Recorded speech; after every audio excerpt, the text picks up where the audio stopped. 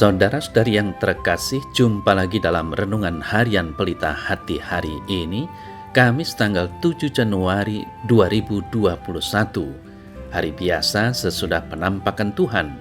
Bersama saya Romo Thomas Suratno SCY dari Paroki Cilandak, Jakarta Selatan, mendengar dan merenungkan sabda Tuhan, yakni firman Tuhan yang tersurat dalam Injil Lukas, bab atau pasal 4, ayat 14 sampai dengan ayat 22a.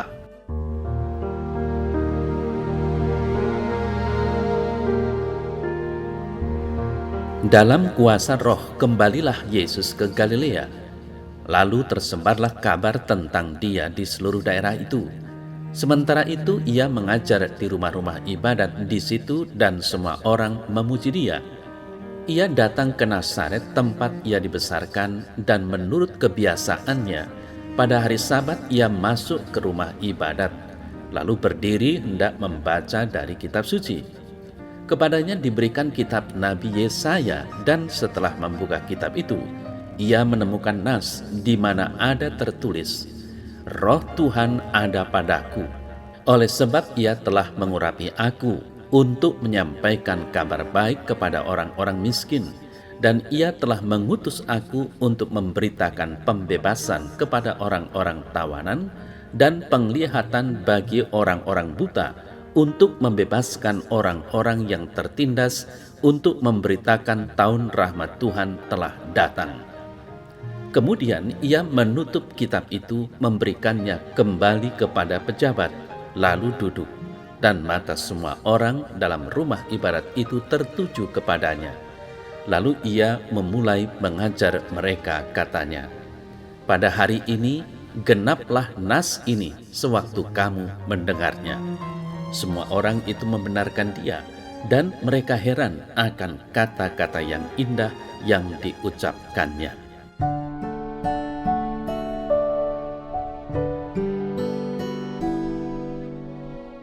Saudara-saudari yang terkasih, Santo Cyrilius dari Alexandria pernah berkata, semua hal yang baik di dalam diri kita mengalir lewat Roh Kudus. Roh Kuduslah yang menyadarkan kita untuk memahami kasih Bapa dan Putra dan kasih kepada sesama manusia. Ada seorang bapa warga paroki pernah mengatakan kepada saya bahwa Roh Kudus selalu berkarya di dalam dirinya. Semua tugas dan kewajibannya dia lakukan dengan sukacita. Semua orang yang dilayani juga mengakui hal yang sama. Saya bertanya kepadanya alasan mengapa ia dapat melakukan semuanya bersama Roh Kudus. Dia diam dan kelihatan tidak mengetahui jawabannya. Lalu saya mengingatkan akan sabda dalam surat Paulus kepada jemaat di Korintus yang pertama, "Tubuhmu adalah bait Roh Kudus yang diam di dalam kamu, Roh Kudus yang kamu peroleh dari Allah." 1 Korintus 6 ayat 19. Bapak itu memandang saya dan berkata, "Aku baru tahu, Romo." Lalu saya berkata kepadanya, "Mulai sekarang hafal dan lebih menghayatinya." Apa yang kita tangkap dari sharing kecil ini? Ada satu hal kenyataan bahwa kalau Roh Allah ada di dalam diri setiap orang percaya, maka ia tidak akan berhenti mengasihi serta melayani Tuhan dan sesama. Nah, dalam 1 Yohanes 4 ayat 19 sampai dengan 5 ayat 4, kebetulan ini merupakan bacaan pertama dalam Misa Kudus hari ini, Yohanes mengajar tentang kasih. Allah begitu mengasihi kita. Karena kasih-Nya, maka kita juga saling mengasihi sebagai sesama manusia. Kita berada di dalam Dia dan Dia berada di dalam kita. Pada hari ini, ia menegaskan bahwa kita harus mengasihi Allah, dan karena Allah terlebih dahulu mengasihi kita. Konsekuensi dari mengasihi Allah adalah kita juga harus mengasihi sesama manusia, karena dengan mengasihi sesama kita mengasihi Allah sendiri yang tidak kelihatan. Perintah yang ditawarkan Yohanes sebagai komunitasnya adalah barang siapa mengasihi Allah, ia harus juga mengasihi saudaranya. 1 Yohanes 4 ayat 21. Nah, saudara-saudara yang terkasih, konsep cinta kasih dalam pemikiran Yohanes adalah seperti ini. Tuhan terlebih dulu mengasihi kita. Sebagai jawaban, pasti kita juga mengasihi Tuhan. Relasi kasih antara Allah dengan kita sebagai manusia dan kita sebagai manusia dengan Allah menjadi nyata dalam relasi kasih antara kita dengan sesama manusia yang lain. Allah yang tidak kelihatan mengasihi kita. Kita juga mengasihi, maka cinta kasih harus menjadi nyata dalam kasih kepada sesama yang kelihatan. Kalau kita tidak mampu melakukannya, maka Yohanes mengatakan pembohong. Dengan kata lain, kasih harus kita teruskan kepada sesama kita.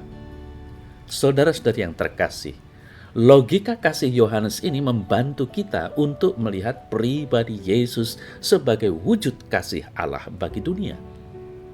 Penginjil Lukas itu mengisahkan bahwa Yesus berhasil mengalahkan godaan iblis di padang gurun. Ia dipenuhi Roh Kudus dan mengajar di mana-mana sehingga semua orang takjub dan memujinya. Kemudian ia datang ke Nazaret, tempat ia dibesarkan. Sebagai orang Yahudi dewasa, pada hari Sabat ia mengikuti ibadat di dalam sinagoga. Kepadanya diberikan gulungan kitab Nabi Yesaya untuk dibacakan. Bunyinya, Roh Tuhan ada padaku, oleh sebab ia telah mengurapi aku untuk menyampaikan kabar gembira kepada orang-orang miskin. Dan ia telah mengutus aku untuk memberitakan pembebasan kepada orang-orang tawanan dan penglihatan kepada orang-orang buta, untuk membebaskan orang-orang yang tertindas, untuk memberitakan tahun rahmat Tuhan telah datang. Lukas 4 ayat 18 sampai dengan 19. Saudara-saudari yang terkasih, semua orang di dalam sinagoga sama-sama memandang Yesus dengan tatapan keheranan. Ia mengajar mereka, pada hari ini genaplah nas tadi sewaktu kamu mendengarnya. Yesus memaparkan visi dan misinya dengan jelas sesuai apa yang sudah dikatakan di dalam kitab Nabi Yesaya. Ia sekaligus mengatakan bahwa dirinya adalah Mesias yang dinanti-nantikan. Sebagai Mesias, ia adalah pemimpin spiritual bagi kaum bapa dan miskin. Ini membuat banyak orang heran, sehingga semua mata tertuju kepadanya. Saudara-saudari yang terkasih, sabda Tuhan hari ini membantu kita untuk memahami betapa luhurnya kasih Allah bagi kita. Allah yang pertama mengasihi kita, maka kita pun menjawab kasih Allah dengan mengasihinya dan mengasihi sesama. Kita belajar dari Yesus wujud kasih Bapa yang datang ke dunia untuk mengasihi orang-orang miskin dengan kata-katanya, pembebasan kepada para tawanan, menyembuhkan mereka yang sakit, dan yang tertindas dibebaskannya. Saudara-saudari yang terkasih, cinta kasih menjadi sempurna karena Roh Kudus sebagai roh cinta kasih menaungi kita. Mengasihilah seakan-akan hari ini adalah hari terakhir, dan jika hari esok tiba, kembalilah mengasihi. Roh Kudus dari Allah sudah ada pada diri kita dan memampukan kita untuk mengasihi.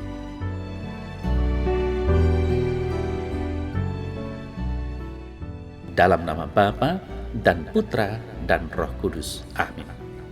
Ya Tuhan, mampukanlah aku untuk mengasihi dengan tulus kepadamu dan juga kepada sesamaku. Terpujilah Engkau kini dan sepanjang segala masa. Amin. Dalam nama Bapa dan Putra dan Roh Kudus. Amin.